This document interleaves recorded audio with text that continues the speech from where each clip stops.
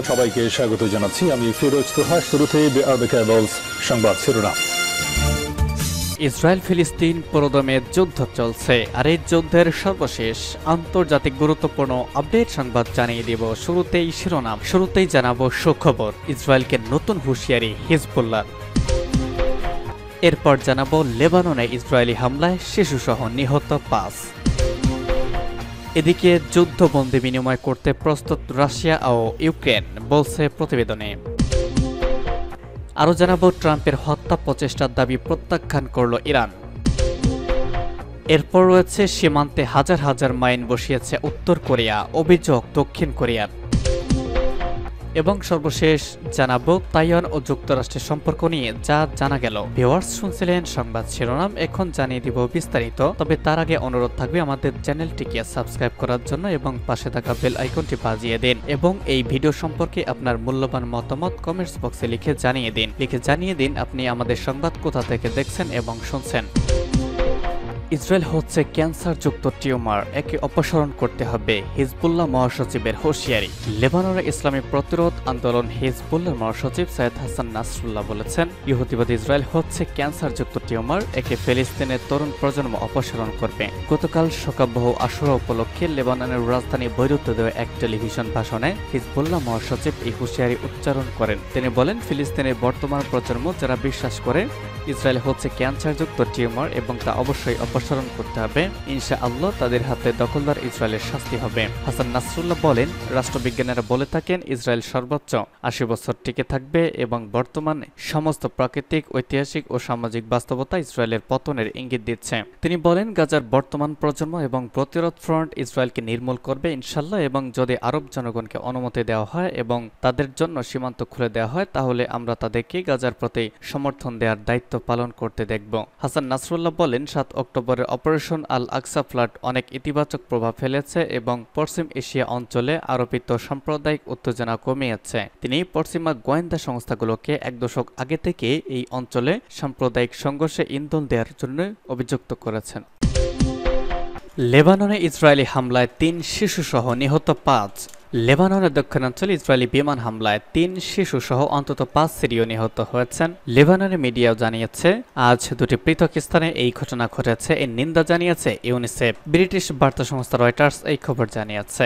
Lebanon Israel সীমান্তে Israeli সামরিক বাহিনী ও সশস্ত্র গোষ্ঠী হিজবুল্লাহর মধ্যকার গোলাগুলি অব্যাহত রয়েছে। গাজা ইসরায়েলের হামলার প্রতিবাদে ও ফিলিস্তিনির সমর্থনে নভেম্বর থেকে সীমান্তে গুলি বিনিময় করে আসছে হিজবুল্লাহ। লেবাননের ন্যাশনাল নিউজ এজেন্সি বলেছে, তোদ গ্রামের কৃষিজমি লক্ষ্যবস্তু করে ইসরায়েলের করা বিমান হামলায় 3 জন শিশুসহ নিহত হয়েছেন এবং অপর 2 জন কেফার টেবনিট সড়কে ইসরায়েলি ড্রোন হামলায় নিহত হন। জাতিসংঘের শিশু সংস্থা ইউনিসেফ ভয়াবহ এই হামলার নিন্দা জানিয়েছে। সামাজিক যোগাযোগ মাধ্যম এক্সে করে একটি পোস্টে সংস্থাটি বলেছে, দক্ষিণ লেবাননে আজকে একটি বিমান হামলায় বাড়ির সামনে খেলার সময় আরও 3 জন শিশু নিহত হওয়ার ঘটনাটি ভয়াবহ। ওই পোস্টে আরো বলা হয়, যতদিন সহিংসতা চলতে থাকবে ততদিন আরও শিশু ঝুঁকিতে থাকবে। লেবানন একটি নিরাপত্তা সূত্রের বরাতে বার্তা সংস্থা এএফপি জানিয়েছে, নিহত অপর 2 সিরীয় বেসামরিক ছিলেন। তারা ওই এলাকায় কাজ করতেন। হামলার সময় সেখানে তারা সাঁতার কাটছিলেন। যুদ্ধবন্দী বিনিময় করতে প্রস্তুত রাশিয়া ও ইউক্রেন, জানাচ্ছে প্রতিবেদন। সংযুক্ত আরব আমিরাতের সহায়তায় একটি চুক্তিতে 90 জন যুদ্ধবন্দীর বিনিময় করতে প্রস্তুত রাশিয়া ও ইউক্রেন। স্থানীয় সময় আজ এই চুক্তি হয়েছে বলে ব্লুমবার্গ এক সূত্রের বরাত দিয়ে জানিয়েছে। বার্তা সংস্থা রয়টার্স স্বাধীনভাবে প্রতিবেদনটি যাচাই করতে পারেনি। রাশিয়ান এবং ইউক্রেনীয় কর্মকর্তার এই বিষয়ে রয়টার্সের সঙ্গে কথা বলতে রাজি হয়নি। গত সপ্তাহে ইউক্রেনীয় মিডিয়া তাদের প্রতিবেদনে উল্লেখ করেছে, সংসদের মানবাধিকার কমিশনার দিমিত্র লুবিনেট বলেছেন, সরকার সংযুক্ত আরব আমিরাতের সহায়তায় রাশিয়ার সঙ্গে দ্রুত একটি বড় আকারের বন্দী বিনিময়ের পরিকল্পনা করছে। রাশিয়া তার ছোট প্রতিবেশীকে আক্রমণ করার পর রাশিয়া এবং ইউক্রেন কয়েকবার বন্দী অদল বদল করেছে। সর্বশেষ বন্দী বিনিময় গত জুন মাসে হয়েছিল।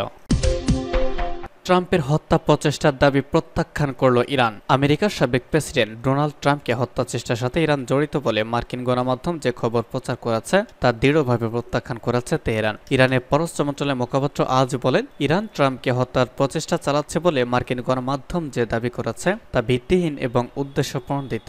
বরং এর মধ্য দিয়ে ইরানের বিপ্লবী গার্ড বাহিনী বা আইআরজিসির কুদস ফোর্সের সাবেক প্রধান লেফটেন্যান্ট জেনারেল কাসেম সুলাইমানের হত্যা মামলা বন্ধ করে দেওয়ার চেষ্টা করছে ওয়াশিংটন। কিন্তু ইরান আইনি স্বাভাবিকভাবেই এই মামলা এগিয়ে নেবে। গত 14 জুলাই ডোনাল্ড ট্রাম্প পেনসিলভানিয়া অঙ্গরাজ্যের বাটলার এক নির্বাচনী জনসভায় গিয়ে গুলিবর্ষণের শিকার হন। রিপাবলিকান দলের এই সমর্থককে গুলি করে ওই দিন ট্রাম্পের ডান কান ফুটো হয়ে যায়, তবে অল্পের জন্য তিনি প্রাণে বেঁচে যান। এ সম্পর্কে মার্কিন গণমাধ্যমে প্রকাশিত খবরে জোরালো প্রতিবাদ জানিয়ে নাসের কানিয়ানি বলেন, এই ধরনের হত্যা প্রচেষ্টার কোনো ইচ্ছা ইরানের নেই, বরং ইরান আইনিভাবেই জেনারেল সুলাইমানি হত্যাকাণ্ডে জড়িত ডোনাল্ড ট্রাম্প সহ অন্যদের বিরুদ্ধে মামলা চালিয়ে যাবে, কারণ ট্রাম্প সরাসরি জেনারেল সুলাইমানি হত্যাকাণ্ডে জড়িত ছিলেন। 2020 সালের 3 জানুয়ারি ডোনাল্ড ট্রাম্পের সরাসরি নির্দেশে ইরাকের রাজধানী বাগদাদে ড্রোন থেকে ক্ষেপণাস্ত্র হামলা চালিয়ে জেনারেল সুলাইমানিকে হত্যা করে মার্কিন সন্ত্রাসী বাহিনী। ওই ঘটনার পর ইরান ইরাকে অবস্থিত মার্কিন সামরিক ঘাঁটি আইন আল আসাদে ক্ষেপণাস্ত্র হামলা চালায়। এছাড়া ডোনাল্ড ট্রাম্প সহ